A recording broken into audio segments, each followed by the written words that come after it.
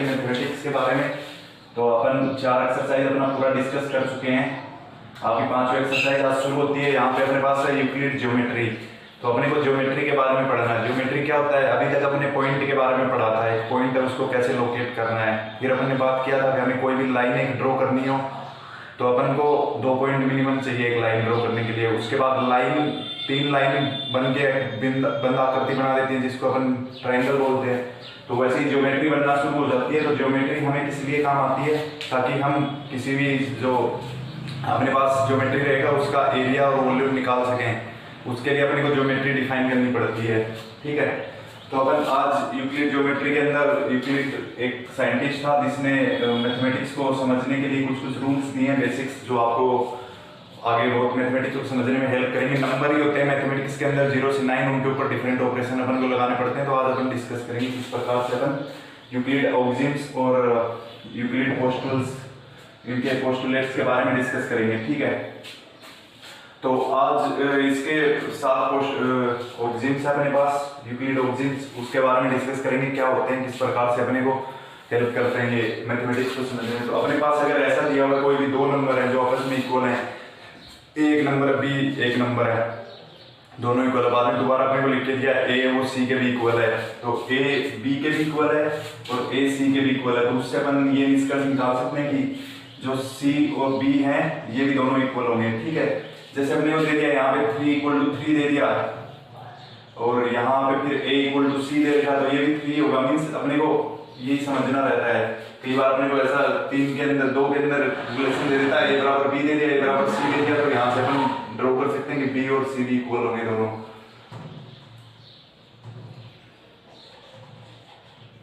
b = c होगा, c और b दोनों इक्वल होंगे। ठीक है, यहाँ से अपन ये कंक्लूजन ड्रॉ कर सकते हैं।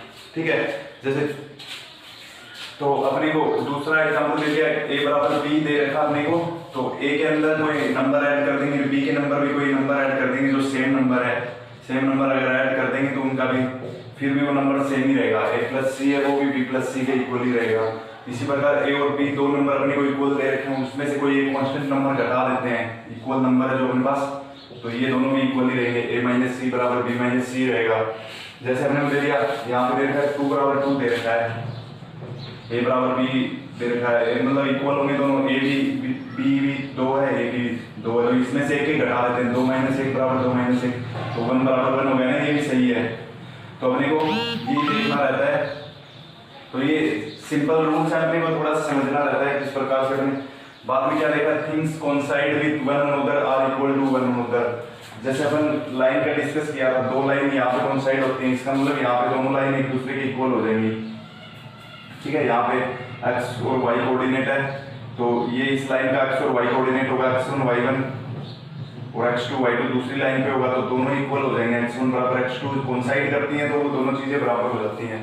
ये एक बोल रहा है यूक्लिड। बाद में the whole number is greater than the part. तो अपने पास एक तो कोई पूरी चीज है, जैसे अपने पास कोई एक चपाती है अपने पास पूरी, और ये दूसरी अपने आधी चपाती ली, तो ये जो होल पार्ट है ये हमेशा पूरे से बड़ा ही होगा, क्योंकि ये 1 है, ये 1/2 1/3 कितना भी ले लेंगे आप, ये हमेशा ये छोटा ही रहेगा। फ्रैक्शन है जो हमेशा वो होल पार्ट से छोटा ही होता है। ये सिंपल रूल, आपको कुछ भी याद नहीं करना है, ये आपको कई बार जस्टिफाई करने के लिए दे देता है कि ये होता है, आपको प्रूव करना पड़ता है। तो अपन कल डिस्कस करेंगे प्रॉब्लम इसके ऊपर किस प्रकार करती है, लेकिन आपको एक बेसिक अंडरस्टैंडिंग होनी चाहिए कि ये आता है किस प्रकार है। तो अपन यही डिस्कस कर रहे हैं आज, इसलिए अपन बेसिक आपको बता रहे हैं। तो things which are double of the same thing are equal to another thing. जैसे a = b दे रखा, तो इसका भी डबल कर देंगे, इसका भी डबल कर देंगे, तो ये भी बराबर ही रहेगा। और ऐसे ही अगर ये a और b अपने को इक्वल दे रखा, उनका आधा आधा कर देंगे तो वो दोनों भी बराबर ही रहेंगे।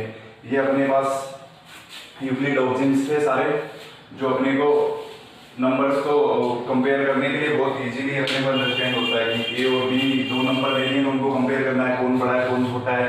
उसके अंदर कोई नंबर ऐड कर दें तो क्या होगा, कोई नंबर से डिवाइड कर दें, कोई नंबर से भाग दे दें तो क्या होगा, 2 नंबर के बीच में रिलेशन अपने निकालना, तो ये अपने पास यूक्लिड ऑक्सिम्स हो गए। और उसके बाद में अपन थोड़ा सा ज्योमेट्री के ऊपर भी डिस्कस करते हैं। ये नंबर को लेके हो गया सिंपल। अब ज्योमेट्री को लेके वो डिस्कस करते हैं। जैसे अपने बात किया था, पॉइंट अपने को कोई भी लोकेट करना हो, पॉइंट अपने को कोई भी लोकेट करना हो एक प्लेन के ऊपर। प्लेन क्या होता है, प्लेन जैसे ये बोर्ड है अपने पास, ब्लैक बोर्ड है, ये एक प्लेन है पूरा। तो इसके अंदर को कोई पॉइंट लोकेट करना है, इसकी लोकेशन क्या है, तो अपने को एक ओरिजिन डिफाइन करना पड़ता है। जैसे अपन इस कॉर्नर को इसका ओरिजिन मान लेते हैं यहाँ से, तो इसकी ये जो डिस्टेंस है ये इसका एक्स कोऑर्डिनेट हो जाएगा, ये वाई कोऑर्डिनेट हो जाएगा, और ये पॉइंट हो जाएगा अपने एक्स को वाई। तो इस प्रकार से अपने को कोई भी पॉइंट लोकेट करना पड़ता है पॉइंट के लिए। और लाइन जब हमें ड्रॉ करनी होती है तो हमें कोई भी 2 पॉइंट चाहिए, वहीं से लाइन ड्रॉ होती है। ये एक पॉइंट हो गया, इससे इस तरफ भी लाइन ड्रॉ कर सकते हैं, इससे इस तरफ भी, कोई भी डायरेक्शन के अंदर अपन लाइन ड्रॉ कर सकते हैं। लेकिन हमें दूसरा पॉइंट चाहिए, तभी 2 पॉइंट को जोड़ने पे एक लाइन बनती है। अपने पास लाइन है, ठीक है। लाइन के बाद फिर सरफेस कहाँ पे, सरफेस देखिए ये एक सरफेस है, बोर्ड अपना पूरा एक सरफेस है, ठीक है। तो इसकी सरफेस कोई भी डिफाइन करने के लिए अपने को उसका लेंथ और ब्रेड्थ चाहिए। ये से लेंथ हो गया, ये ब्रेड्थ हो गया, तो तभी ये सरफेस है ना, ये इतनी एक सरफेस बन गई है अपने पास। तो इसका लेंथ और ब्रेड्थ चाहिए अपने को डिफाइन करने के लिए कोई भी सरफेस को, ठीक है। Edge of a surface, edge मतलब इसका किनारा जो होता है, ये एक हमेशा लाइन होती है। कोई भी सरफेस है उसकी एज जो होती है वो एक लाइन होती है। जैसे ये सरफेस अपने पास कोई है, इसकी एज है, ये एक लाइन है, स्ट्रेट लाइन है ना ऊपर की तरफ अपने पास। तो ये अपने को डिस्कस करना है।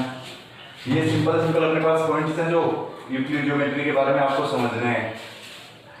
इसके ऊपर क्वेश्चंस कैसे आते हैं वो अपन कल डिस्कस करेंगे, अपना आज बेसिक समझते हैं, ठीक है।